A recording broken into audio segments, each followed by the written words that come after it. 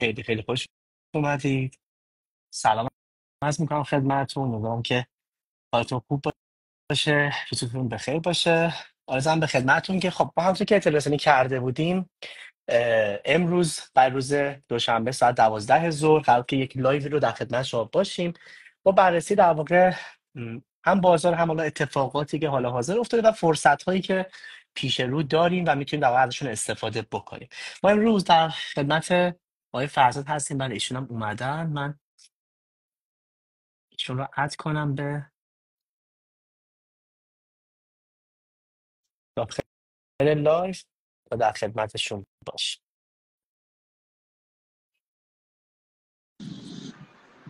سلام، سلام سلام. وقت شما صدا و تصویر بخیر. من رو دارین؟ دست شما هم بخیر. بله، تصویرتون رو من دارم. دوستانم اگر دارن یک اعلام بسیار بفرمایید که خیلی خوش اومدید. آقای فرزاد مرسی وقت خوب. گذاشتید. امروز ما امروز می‌خوایم یه تحلیلی از تتر و حالا دلار داشته باشیم و موقعیت سرمایه‌گذاری که در رمز ارزها پیش رو میتونیم در واقع در زمان پیش رو در واقع میتونیم ازش استفاده بکنیم. در ارتباط با این مسئله می‌خواستم یه مقدار کوتاه با هم صحبت کنیم که دوستان بتونن استفاده کنن. من حالا یه سوال اولیه داشتم از شما، دوستان این سوال جواب بدیم، حالا بریم سراغ بقیه موضوعات بیشتر در خدمت شما باشیم. بله. یکی این که اصلا این قیمت تتر چی شد؟ یهو قیمت دلار تتر یهو رفت بالا، بعد اصلا چی قراره بشه؟ یه توضیح اگر بدید ممنون میشم. مرسی، ممنون. خب سلام خدمت همه بینندگانی که دارن ما رو میبینن و میشنون.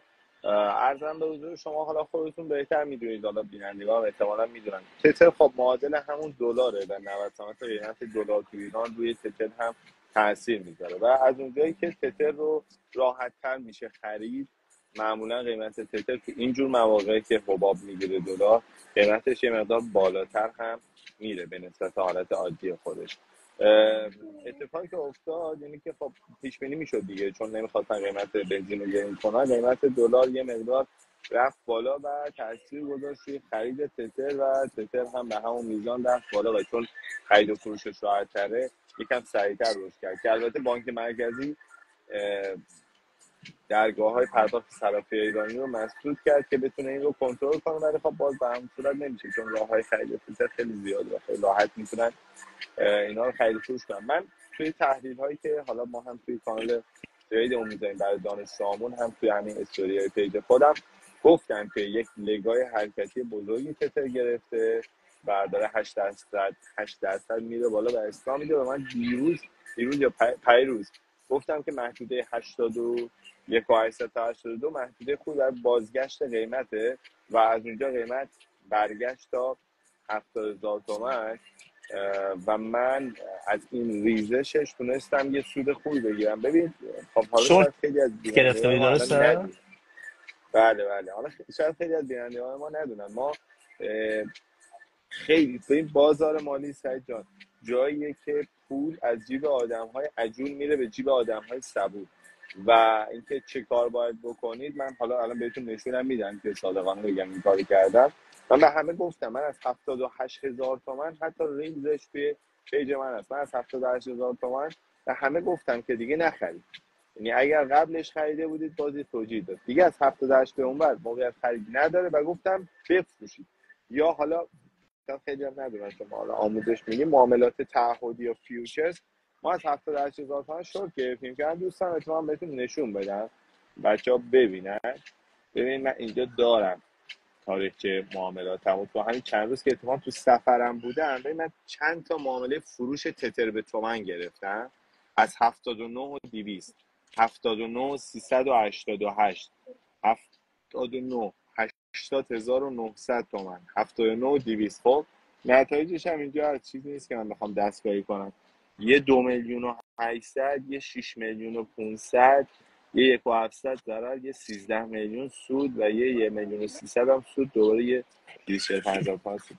اینا بچهای ما که حالا دانشجوهای ما که تو دوره‌های ما شرکت میکنن این فضاها رو بلدن دیگه، میدونن باید چیکار کنن. ولی خب مردم عادی یه مشکلی که عموم دارن، جدا از این که حالا دچار ترس میشن و خرید میکنن تو قیمت‌های بالا. یه مشکل دیگه اینه که اصلا نمیدونن، مثلا نمیدونن که آقا میتونن از پایین اومدن قیمت تتر یا دلار هم سود بگیرن، نمیدونن از پایین آره اومدن قیمت بیت کوین و اینا هم میتونن سود بگیرن. و ما وقتی حالا تو آموزشامون اینا رو بهشون میگیم، مثلا طرف یه دریچه‌ای به ذهنش باز میشه که او مثلا چقدر خوب و اینا.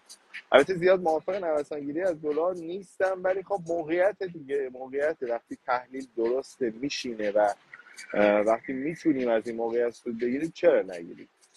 به هر حال خودش در آره و اه، من این نکته هم جالبم، جواب خیلی نهایی نکته جالب بود که شما توی بفهم. داخل در واقع داشت صحنه نشون میدادید. این نکته رو که همیشه توی کلاس ها هم در واقع شما میفرمایید و حالا توی بقیه جا هم همیشه ما به دوستان و دانشجویان میگیم، این که سود و ضرر در کنار همدیگه هستش. این بحثی که اون ضریری هم که اونجا وجود داشت خیلی جالب بود که نشون بده که همه دقیقا. معامله قرار نیست که در واقع به سود ختم بشه. نه و اینکه شما نباید به استراتژیتون دست بزنید. من دقیقا شنبه هفته پیش بود اگه اشتباه نکنم، یک شنبه بود که ما اولین دوره کلاس تریدمون رو داشتیم. تو اون کلاس خب خیلی‌ها نشسته بودن، من اومدم یه تیکه از تتر تعریف کردم، گفتم آقا لگ حرکتی بعدیش تا 82 و از اونجا امکان ریزش داره. بعد یکی میگفتش که نه تا 90 میره و اینا، یعنی از این استدلالای به اصطلاح راننده تاکسی و کوچه آره بازاری و البته توهین به قشر راننده ها نشه، مثلا از این اصطلاحش گفتم اینطوری میشه. و دیروز همون به من پیام داد که آره اینطوری شده و اینا. و من چون از 79 و 800 خریده بودم، حالا حجم پولت زیاد بود، تا 30 میلیون هم رفتم تو ضرر، ولی دست نزدم و دقیقاً از 79 آره ریجکت شد. دیروز رو 77 تومن فروختم. و این که بهت نمیدونم، حالا بچه‌ها اینجا هستن، بچه‌های دوره توی لایو ما، من بهشون آره گفتم که احتمال دیگه بعدی تا 82 خیلی بودن. باید صبر کرد و باید هیجانی عمل نکرد. اصلا این هیجانات میاد که ما رو نابود کنه دیگه. شما نباید الان مثلا یه عده برای من دارن هر روز یه سری اخبار میفرستن که آقا تتر داره از معاملات نمیدونم اروپا حذف میشه اینا. من هیچ پیامی هم اعلامیه راجعش نذاشتم، هیچ خبری هم نداشتم، چون ببین چیزیه که اینا از اخبارهای فوماییه که هیجانی کنه داستان رو. آره نباید بهش واقعا توجه کرد. یعنی هیچ وقت سود نشده اینجور اخبار برای عموم، هیچ وقت. آره دقیقا. در خدمت شما هستم. خواهش میکنم. دقیقا خیلی جالب هم هست که شما توی استوری هات رو هم در واقع اون ضرری که در واقع بابت فروش دلار در واقع توی اون معامله گذاشته بودید نشون دادید. بعد حالا یه بله 24 ساعت 48 ساعت بعدش بگید در واقع اون بحث سوده هم اتفاق افتاد در کنار سود بله و ضرر در کنار هم بله دیگه، مجموعاً بله به خاطر اون صبر اتفاقی که افتاد باعث سود شد. من بله. یه سوال دیگه هم داشتم، این که میخواستم جان. بدونم، حالا چون خیلی از دوستان پرسیده بودن از قبل، یعنی تو این بازه هم در تماس تلفنی که ما برای مشاوره با دوستان داشتیم، هم حالا پیام هایی که توی تلگرام، توی اینستاگرام یا توی بخش ارزم به خدمتتون که گروه ها و کانال هایی که ما برای دوستان دانشجوی خودمون و حالا عموم مردم داریم، بله سوال پرتکراری که در واقع بودش این که واسه سرمایه گذاری میخوایم بدونن که این تحلیل شما و تیم اتاق ترید ما واسه سرمایه گذاری روی در واقع بازه آینده ای که پیش رو داریم، روی چه آلت کوین هایی در واقع بله. بیشتر میبینید و که مناسب هست برای سرمایه گذاری؟ درود بر شما. من یه چیز خیلی ساده میگم که پیچیدش نکنم داستانو، چون حالا بازار به هر حال هر روز و ما هم قطعا نتایج یعنی چیزایی که میگیم آپدیت خواهد شد. ولی من یه چیز ساده میگم به شما که به همه میگم این رو گوش کنن. ببینید بیت کوین الان که دارم با شما صحبت میکنم تقریبا 94,000 دلار. خب ببینید بیت کوین یک گپ خیلی خیلی بزرگی از محدوده 81,000 تا 84,000 دلار داره. تا بیت کوین به اون محدوده گپ نرسه، من به شخصه هیچ چیزی نمیخرم برای سرمایه گذاری بلند مدت. من تریدم رو انجام میدم، باز خودم کوچیک کوچیک ترید میکنم و نوسان میگیرم، ولی تا به این باکس 81 تا 84 هزار نرسه من چیزی نمیخرم. حالا سوال این قسمتش رو هیچکی نمیتونه به شما بگه مثلا آقا خب کی میرسه به این محدوده. امکان داره همین امشب برسه به این محدوده قیمتی، امکان داره که 3 هفته دیگه برسه، امکان داره 2 ماه دیگه برسه. اینو نمیدونم، فقط میدونم که اون محدوده گپ قیمتی باید پر بشه تا ما بریم به سمت آلت کوین ها. حالا توی اون گپ قیمتی قطعا خیلی از آلت کوین ها ریزش کردن سعید جان و تقریبا شما اونجا اگه هر چیزی بخری توی یک ماه دو ماه بعدش میتونی با سود خوبی بفروشی، ولی همونجا چه چیزهایی بخریم که مناسب تر. ببینید بعضی از ارزها رشد کردن و بعضی ها هنوز رشد نکردن. مثلا من خودم یکی از ارزهایی که منتظرم که به اون قیمت برسه که بخرم اتریومه، چون اصلا به اندازه کافی رشد نکرده و میتونه مستعد رشد در آینده باشه. یه سری ارزهایی که رشد قابل توجهی کردن رو موافقشون نیستن، مثل ریپل. خیلی ها حالا میگن آینده ریپل مثبته، منم در این شکی ندارم که آیندهش مثبته، ولی رشدش رو به اندازه کافی انجام داده و خیلی ها در سود هستن و احتمالاً میفروشن. اون فشار فروش نمیذاره که قیمتشون بیشتر از اون حد بره بالا. پس یه چیز کلی اگه بخوام بهتون بگم، باید صبر کنیم تا بیت کوین اصلاح درست حسابی بده، تا محدوده 80 از 81 تا 84 بریزه. اونجا باز یه سری موقعیت هست. من یکی از کوین های معتبری که میخوام حتما بخرم اتریوم هست وقتی که بیت کوین به اون قیمت برسه. یکی دیگه از کوین هایی که حتما میخرم ارز پولکادات هست وقتی که قیمت به اون محدوده برسه، چون خیلی عملکرد مثبتی داشته که اینجا.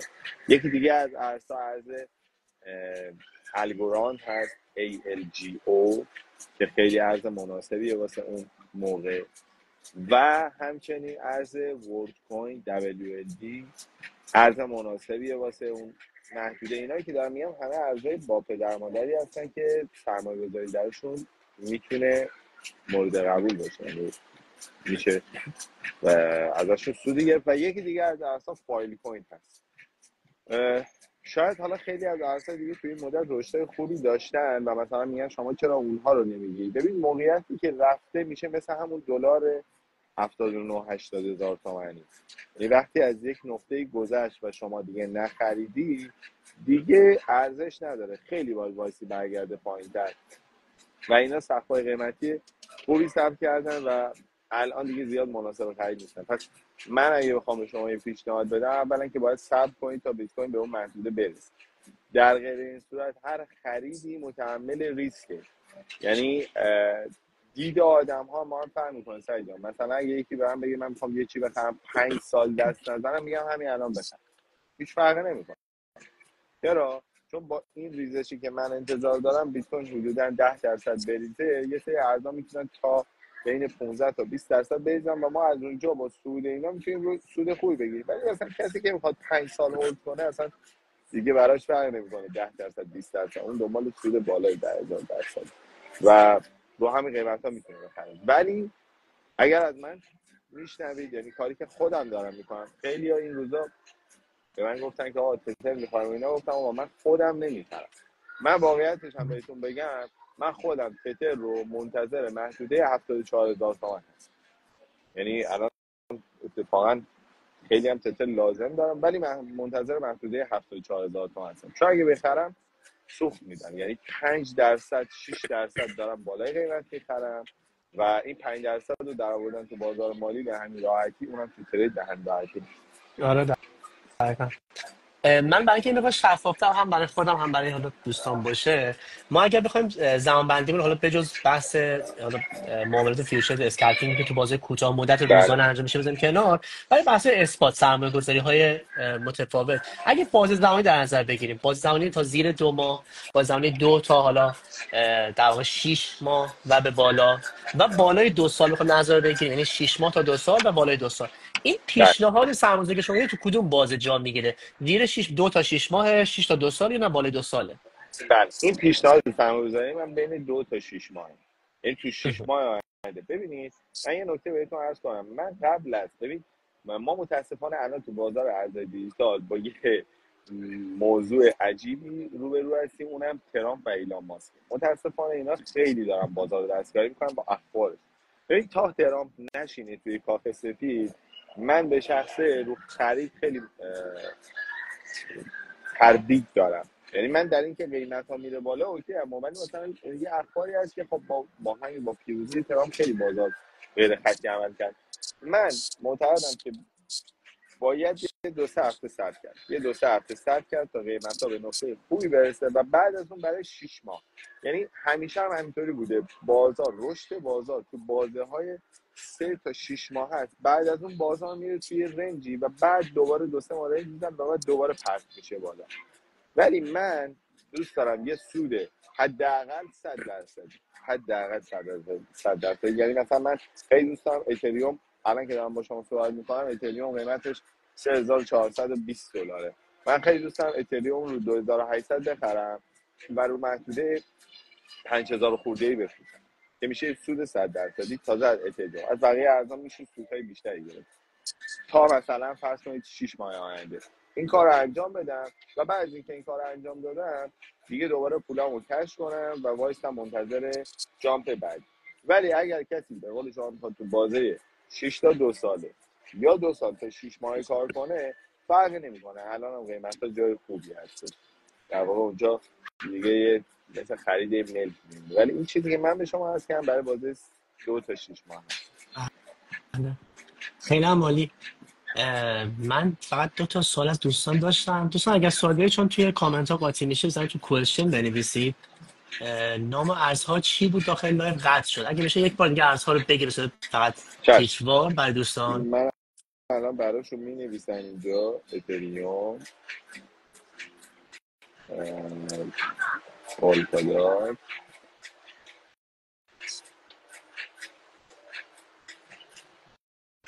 از الگو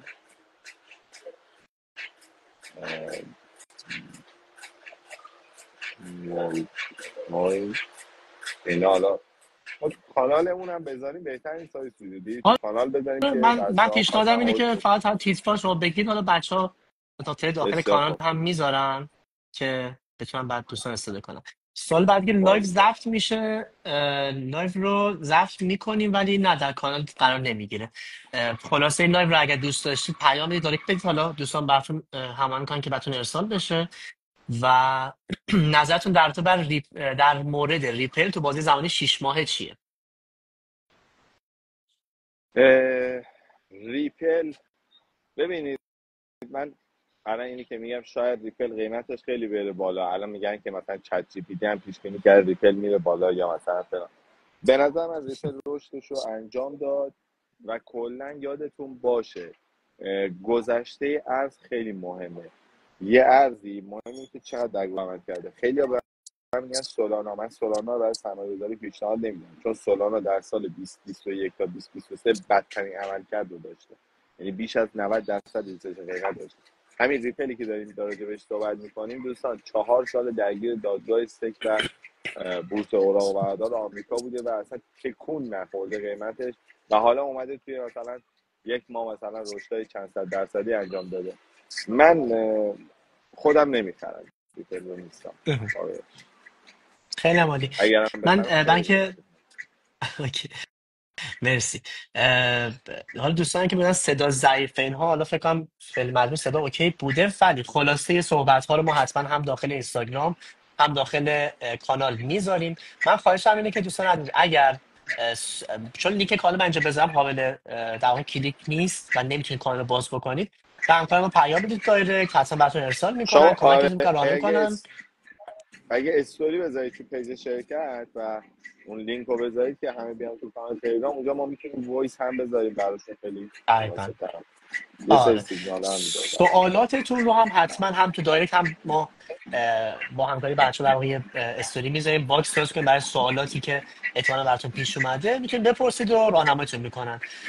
آقای فرزاد خیلی متشکرم، مرسی، تو سفرم قربون شما، هستید، زنده امیدوارم که باشید. دبی خوش بگذره و اینکه ان شاءالله به زودی هم قربون شما، میبینیمتون دیگه تا من چند روز آینده. مرسی انشالله وقت گذاشتید. انشالله چند دوستان روز عزیز خیلی خیلی قربون شما، متشکرم، زنده مرسی باشید. که وقت گذاشتید شما هم و اینکه با ما همراه بودید. روز خوبی داشته باشید. ارادت، خدا خدا نگهدار. نگهدار.